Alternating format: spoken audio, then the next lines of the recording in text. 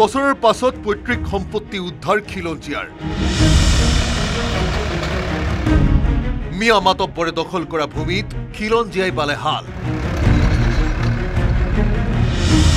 ধিঙত মিয়াৰ 1000 বিঘা ভূমি বেদখল আসাদ আলী শহীদুল ইসলাম হামিদ আলীৰ বিৰুদ্ধে মাটি দখলৰ অভিযোগ এটা মোৰ তাতে চাওক ওয়া মাকৈ এইয়া মটমা এইয়া মূলা বেঙেনা সেফালে গাজৰ এফালে মটৰ মঠাইলৈকে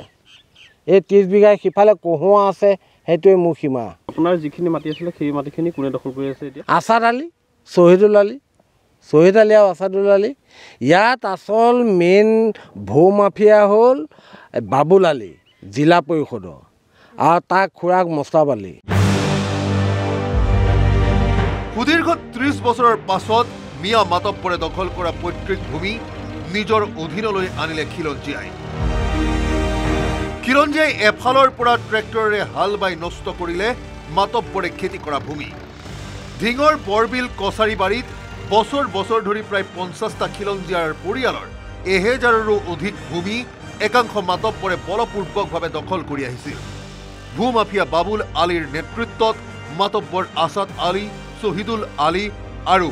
হামিদ আলীয়ে খিলঞ্জীয়াৰ ভূমি দখল কৰি কৃষিকাৰ্য কৰি আহিছিল এটো আসাদ শহীদুল হামিদ আৰু বহুত লগত আছে এতিয়া সিহঁতে জোৰজবস্তি দখল কৰি সিহঁতে লৈ গ'ল মাটিটো আসাদে পুলিচ আহে নাপায় বিচাৰি নাপায় এতিয়া ক'ত আছে এইটো ক'বও নোৱাৰে ইমানেই নহয় পৈতৃক সম্পত্তি বিচাৰি গলেই খিলঞ্জীয়াক কাটি নদীত উটাই দিয়াৰ ভাবুকি প্ৰদান কৰিছিল আসাদ আলী আৰু শহীদুল ইছলামে খিলঞ্জীয়াৰ পৈতৃক সম্পত্তি উদ্ধাৰ অভিযানত সহযোগিতা কৰিলে স্থানীয় মুছলমান লোকেও কছাৰী মানুহৰ মাটি আছে হোমিয়া মানুহৰ মাটি আছে আমাৰ মুছলিমৰ মাটি আছে তে হোমিয়া মানুহৰ যিবিলাক মাটি আছে সম্পূৰ্ণ মাটি সিহঁতক পাব লাগে এয়া মোৰ আবেদন এই মাটি কোনে দখল কৰি আছে এই যে আসাদ শহীদুল হামিদ আৰু সিহঁৰ লগৰীয়া আছে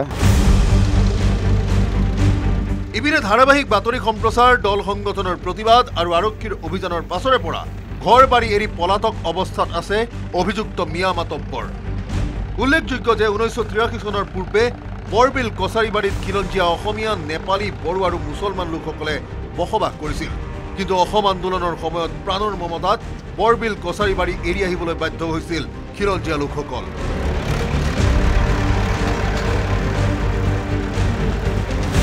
ধিঙৰ পৰা Muzammil Haque report News 18 Assam North east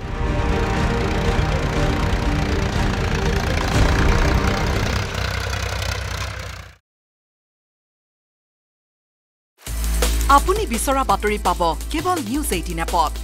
news 18 app download কৰিবলৈ স্ক্যান কৰক এই QR কোড গুগল প্লে ষ্টৰতো পাব এই নিউজ 18 এপ